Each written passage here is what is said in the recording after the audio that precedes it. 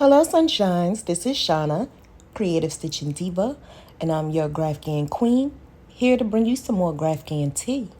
This video is here to prove to you that you could do it, multiple color changes to one row without having to carry. I am going to show you how I add my yarn to the first row with multiple color changes. Yes, not one, not two, not three. This is at least 20 to 30 color changes in one row. So stay tuned and watch your Graphghan Diva show you how to make it work.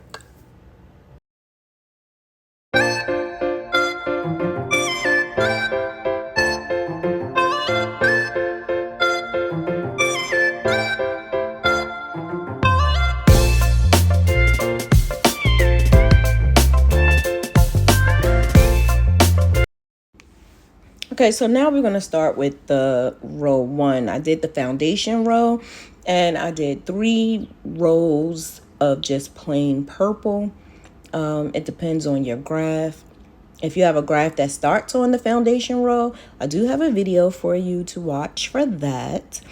But with this, it gives you at least 3, it's my name of course, it gives you at least 3 rows of just plain color, background color.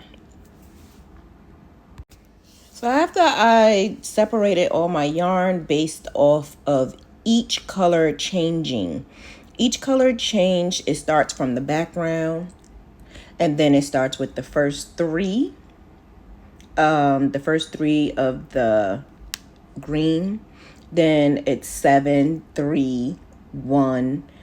So that's basically what I did. I separated each color based off of every last one of those color changing. Even though it's one letter, it still starts off with basically 2 color changes for the green. So in total for the first row, I have about 1, 2, 3, 4, 5, 6, 7, 8, 9, 10, 11, 12, 13, 14, 15, 16, 17, 18, 19, 20, 21, 22, 23 in total color changes for the first row. Okay, so what you watching me doing now is I'm taking each section of the yarn and I am folding it in half, and then I'm using the closed section to add on, and that basically enables me to use the whole entire section of yarn for that whole entire letter. So basically I just take it, put it in half, and then add it to, and then I use one side for one part of the letter and then the other half for the next part of the letter. This way I don't have to keep adding the color changes to the yarn multiple times. I will basically slash it in half by doing it this way. So the first row, this is actually the first time I've ever done it this way. I usually use the opposite end, which is the end with the 2 open pieces of the yarn. Instead of using the closed end, I use the open end and just add it. But this time I decided to do it this way to see how it comes out. And I actually do not like it because my whole purpose of this is to show you how not to carry, and what I did was carry.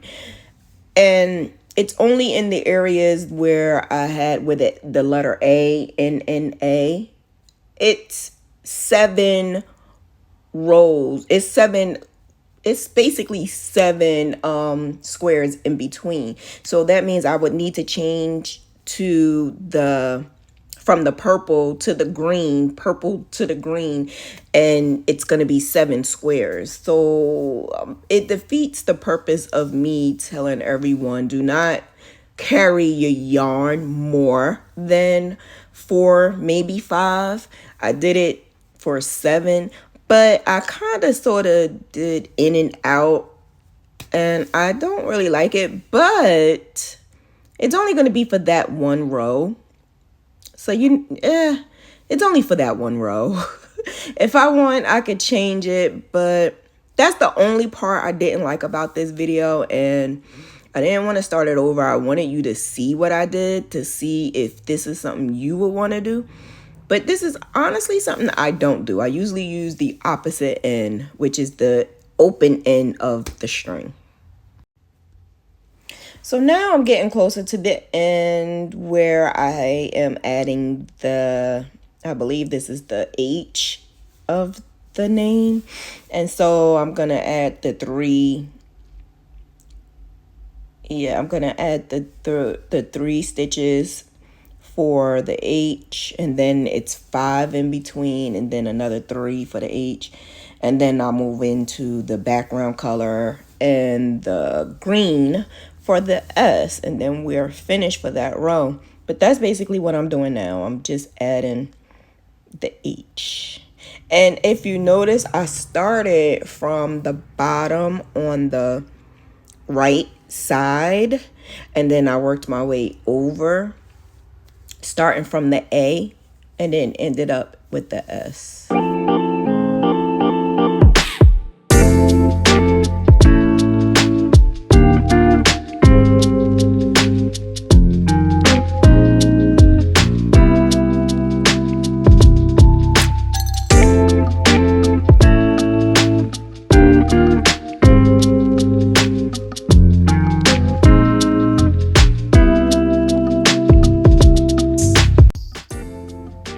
Okay, so now I'm just adding the S on your chest. And I believe that's like 5 of the green, and then the background color.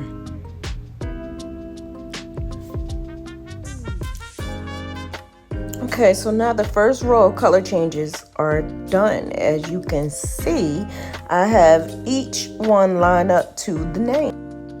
Okay, there we go. We're lining it up so you can see the A, the N, the N, the A, the S, and the H. Okay, now it's time to turn it over and do the other side for the next row of color changing, which would be the second row of just color changing. So I'm turning it over like I'm turning a page in a book. And see, this is why I don't like that bottom part. I usually do not do it that way, but yeah, I know I won't do it again.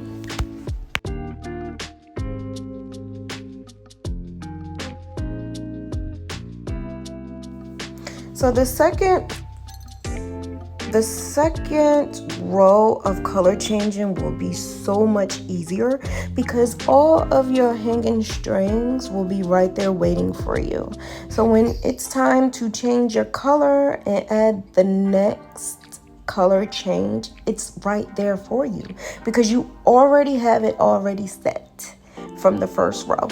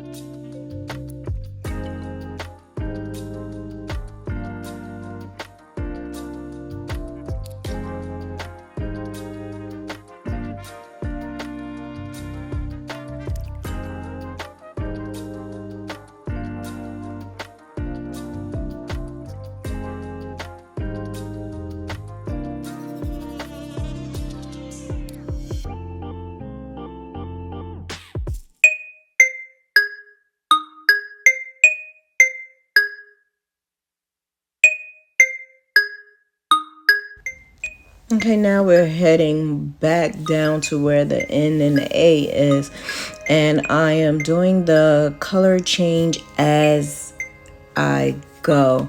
As you can see, because I felt like this was hideous, this is why I don't do it that way.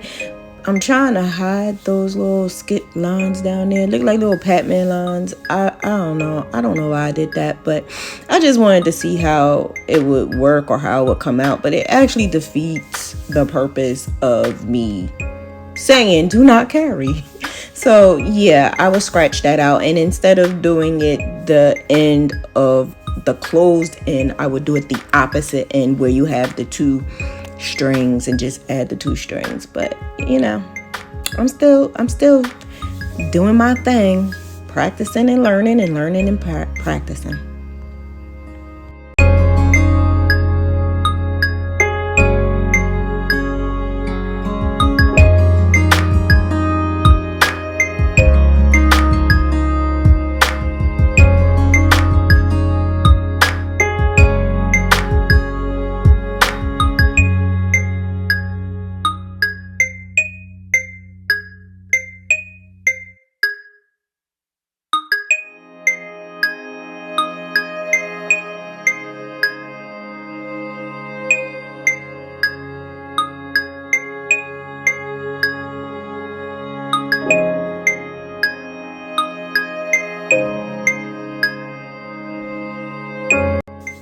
Okay, so now here's the last part of that A, which is 3 of the lime green, and then it's the 1 purple, and then for that row it's all complete. So that would be the second row of color changing, and then we could go to the next row. I don't like them skip lines at the bottom.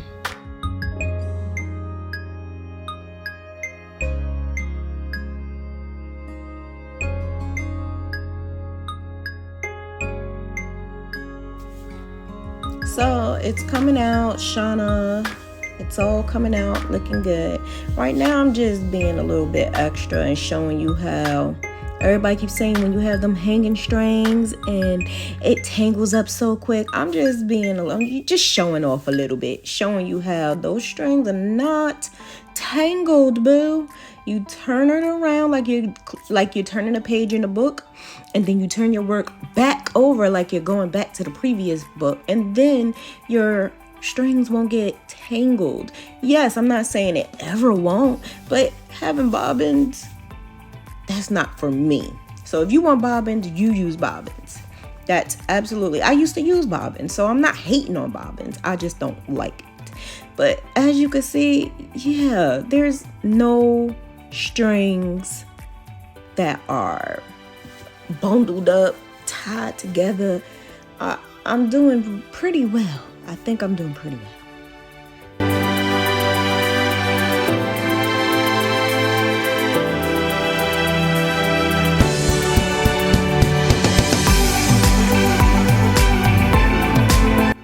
Okay, so this is the third row of color changing, and we're going to start there with that A, because now we're going from right to left now.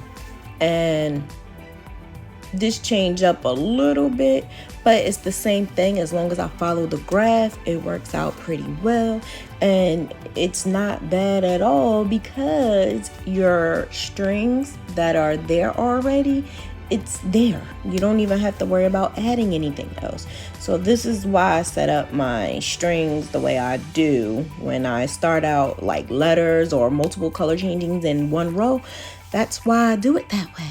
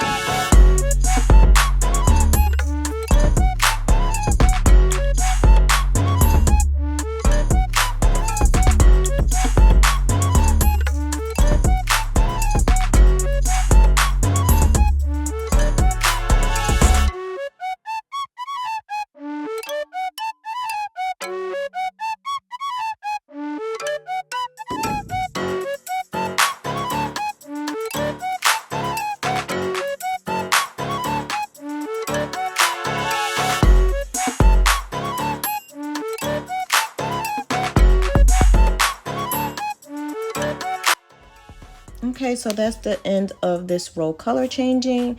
Look, it's coming out. Shana. Okay, here's one more last row just to show you how it looks. And the color change, like I said, when you first start that first row, it basically helps you for the next rows after that. So basically, that's basically the end of this video. I just wanted to show you how I start off multiple colors on a crochet project. So multiple colors in one row, that's how I line it up. That's how I have everything set up, and it works for me. I just would never do what I did in the first row again, and that's crocheting over those couple of rows. Actually, it wasn't a couple of rows, it was just a couple of letters. Okay, so see, so far this is how it looks, and it lines up. That's 4 rows. Okay, sunshines, thank you for watching Creative Stitching Diva, the Graphghan Queen. Don't forget to subscribe, like, and click that bell for more videos. Bye.